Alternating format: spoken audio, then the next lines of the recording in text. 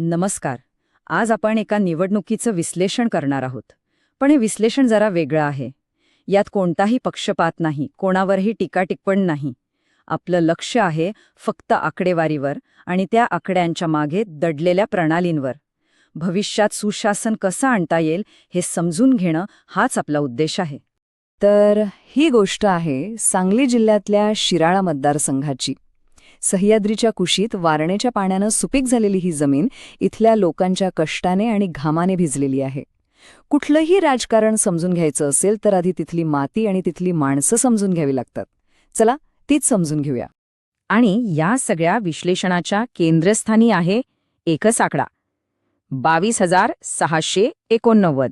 हो, हाच तो मतांचा फरक आहे ज्याने 2024च्या निवडणुकीचा निकाल ठरवला. पण हा आकडा आला कुठून? तो कसा तयार झाला? चला या आकड्याच्या मुळाशी जाऊया. तर मग आपला प्रवास कसा असेल? आपण शिराळ्याची राजकीय जमीन समजून घेऊ, मग निकालाच्या आकड्यांचं विश्लेषण करू, रणनीतीचे पैलू तपासू, लोकांच्या समस्या ऐकू आणि शेवटी मतांपासून ते प्रशासनापर्यंतचा एक आराखडा पाहू. सुरुवात करूया शिराळ्याच्या मातीपासून, म्हणजे इथले मतदार आणि इथली राजकीय पार्श्वभूमी नेमकी आहे तरी कशी. आता आकडे बघा. 2024मध्ये एकूण मतदार होते 3 लाखांपेक्षा थोडे जास्त आणि मतदान झालं तब्बल 79.4%, म्हणजे जवळपास 80%. हे खूप महत्वाचं आहे. हे दाखवतं की इथले लोक लोकशाही प्रक्रियेत किती सक्रियपणे भाग घेतात. आणि मतांचं विभाजन कसं झालं? भाजपला मिळाले 54% मतं तर महाविकास आघाडीला 43%. आता कुठल्याही मतदारसंघाचं राजकारण समजून घ्यायचं असेल तर तिथली सामाजिक रचना पाहावी लागते. शिराळ्यामध्ये वीरशैव, लिंगायत आणि धनगर समाजाची संख्या लक्षणीय आहे. त्याचबरोबर मराठा समाज आणि मातंग समाज यांचाही राजकीय समीकरणांमध्ये महत्त्वाचा वाटा आहे. आतापर्यंत आपण पार्श्वभूमी पाहिली.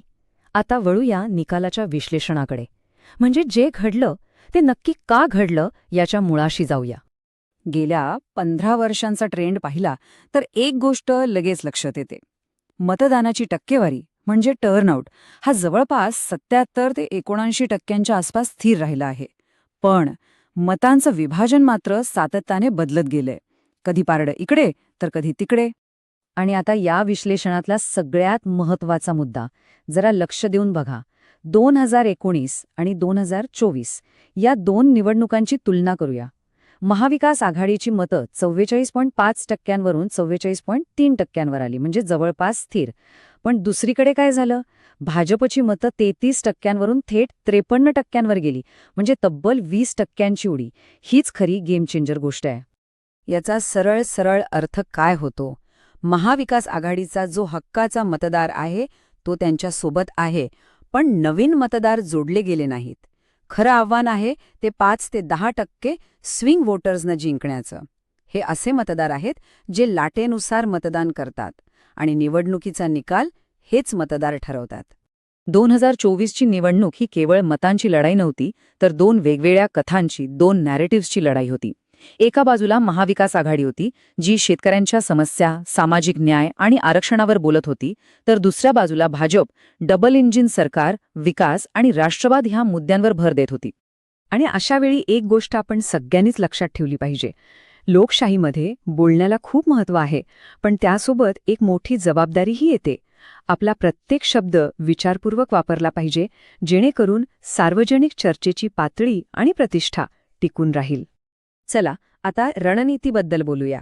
कोणत्याही निवडणुकीला 4 आघाड्यांवर लढावं लागतं. आम्ही त्याला चतुर्मुख सिद्धांत म्हणतो. या 4 आघाड्या आहेत: निवडणूक, संघटना, संवाद आणि संसाधने. आता एक एक करून पाहूया. पहिली आघाडी, निवडणूक आघाडी, ही मध्यम शक्तीची आहे, म्हणजे ही जागा जिंकता येऊ शकते. पण त्यासाठी आघाडीत एकजूट आणि ज्या बूथवर भाजपची आघाडी आहे तिथे मायक्रो टार्गेटिंग करणं गरजेचं आहे.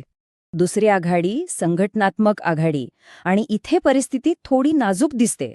शिवसेना आणि राष्ट्रवादी काँग्रेसमध्ये जी फूट पडली त्याचा थेट परिणाम जमिनीवरील कार्यकर्त्यांवर झाला आहे. त्यामुळे बूथ समित्यांची पुनर्बांधणी करणं आणि मित्रपक्षांच्या कार्यकर्त्यांमध्ये समन्वय साधणं हे सर्वात मोठं आव्हान आहे. तिसरी आघाडी आहे संवादाची. इथे संदेश अधिक स्पष्ट आणि स्थानिक मुद्द्यांना धरून असायला हवा. सिंचन, अनुदान, स्थानिक यशोगाथा यावर भर द्यावा लागेल. केवळ राष्ट्रीय स्तरावरच्या घोषणा इथे चालणार नाहीत. लोकांच्या रोजच्या जगण्याशी जोडलेले मुद्दे महत्वाचे आहेत. आणि चौथी आघाडी म्हणजे संसाधने.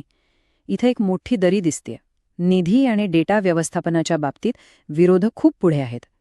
यावर मात करण्यासाठी स्थानिक पातळीवर निधी उभा करणं आणि कमी खर्चात डिजिटल माध्यमातून लोकांपर्यंत पोचणं हे पर्याय आहेत. बरं, आतापर्यंत आपण आकडे आणि रणनीती याबद्दल बोललो.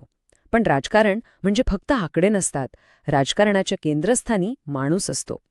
चला आता या आकड्यांच्या पलीकडे जाऊन लोकांच्या मनात काय आहे ते ऐकूया. आमचा घाम मातीत आहे, पण बाजारातला भाव आमच्या हातात नाही. हे एकच वाक्य शिराळ्यातल्या अनेक शेतकऱ्यांची व्यथा सांगून जातं.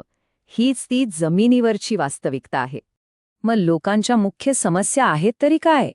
शेतकऱ्यांची कर्जमाफी आणि अनुदानाचा प्रश्न, गावोगावी पाण्याची भीषण टंचाई, वाढत्या महागाईमुळे सर्वसामान्यांचं बजेट कोलमडलं आहे, खराब रस्ते आणि सगळ्यात महत्त्वाचं तरुणांच्या हाताला काम नाहीये.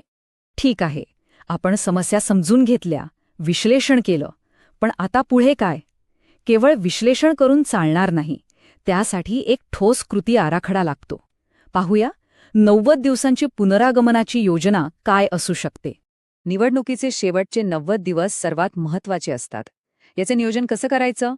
पहिले 30 दिवस तयारी आणि डेटाबेस बनवण्यासाठी, पुढचे 30 दिवस लोकांना एकत्र आणण्यासाठी आणि स्थानिक सभांसाठी, त्यानंतरचे 20 दिवस आपला संदेश लोकांपर्यंत पोहोचवण्यासाठी, आणि शेवटचे 10 दिवस फक्त आणि फक्त बूथ मॅनेजमेंट.